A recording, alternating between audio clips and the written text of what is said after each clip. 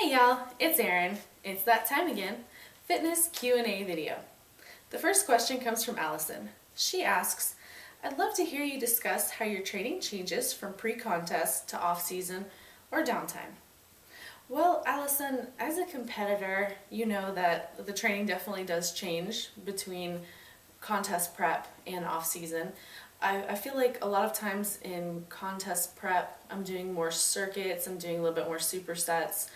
Because I don't do a lot of cardio, I need to keep my heart rate up, and I'm focusing a lot more on fat loss. Whereas in the off season, I typically try to rebuild my physique that, sometimes I'll lose muscle from dieting, and, I'm trying to add a little bit of size to my lats, and then also adding more size to my calves always.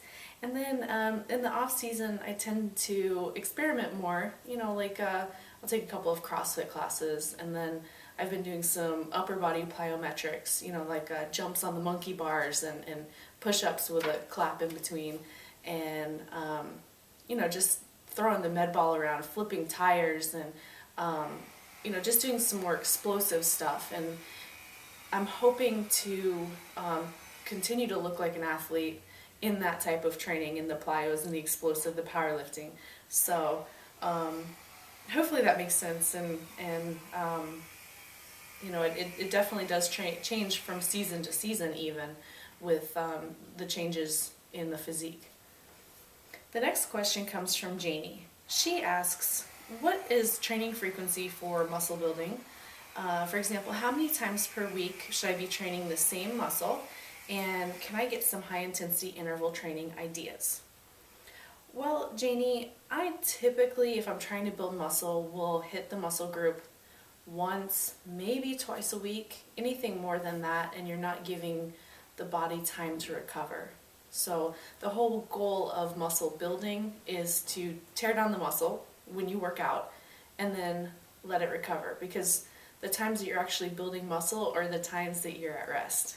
So for example, you want to do legs once or twice a week, and you can split them up into maybe glutes and quads, and then do hamstrings and calves the next day.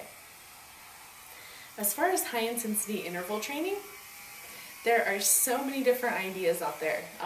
My current two favorites for in the gym would be taking light dumbbells and walking hills with light dumbbells for intervals. So anywhere between 30 seconds to a minute, and you're walking with like 5-pound dumbbells, maybe 10-pound dumbbells.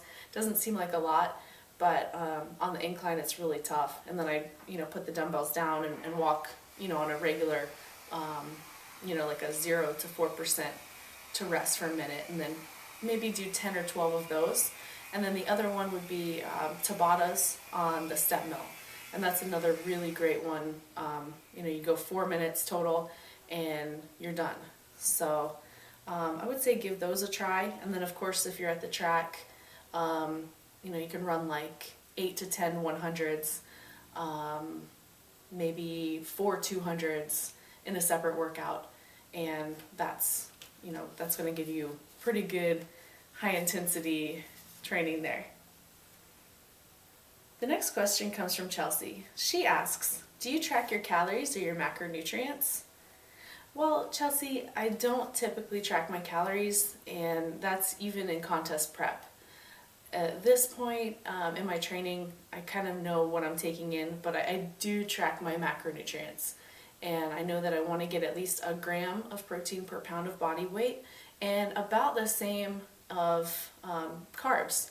And I want to get some good healthy fats, and with each meal I want to make sure it's balanced, 40, 40, and 20. It's 100, right? So you can either track calories, which I think will make you nuts, or you can eat for feel and start to listen to your body more, and then know that before a workout you're going to need some carbs and some protein, and then after a workout you're going to need some carbs and some protein. So hopefully that helps. The next question comes from Linda. She asks, should eating vegetables be portion controlled? Well, Linda, I don't think you necessarily have to control the portions of your vegetables. and that's leafy green vegetables for the most part. The other vegetables like carrots, I would say you have to watch a little bit. And then if you're considering, potatoes a vegetable, yes, you would have to watch those. But if you want to eat a bag of spinach, go for it. It's 60 calories. So not only will vegetables help you feel full, but if you're dieting, it'll also give you a sense that you're not, there's not that scarcity there, that you have enough food. And there's something about looking at a plate of food that's completely full, and it may be almost completely full with vegetables, but dieting is as much psychological as it is physiological.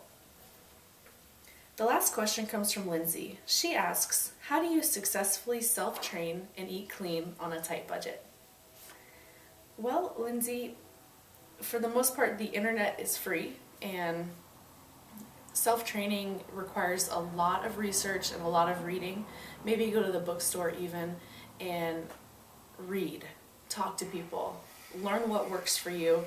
And if you're your own trainer, you have to be up on the latest science, the latest technology, and research different methods, and do a little bit of work. And then as far as eating clean on a tight budget, go to the farmer's market, go to Sam's Club or Costco and buy foods in bulk. Eggs are a great source of protein, and you can buy those rather cheaply. Same thing goes for canned tuna. No, it doesn't taste that good, but if you're working with a budget, that definitely helps. And if you're going to a farmer's market, a lot of the fruits and vegetables that are local and seasonal will be much, much less expensive than your grocery store. So that's it for questions this week. Until next week, train hard, y'all.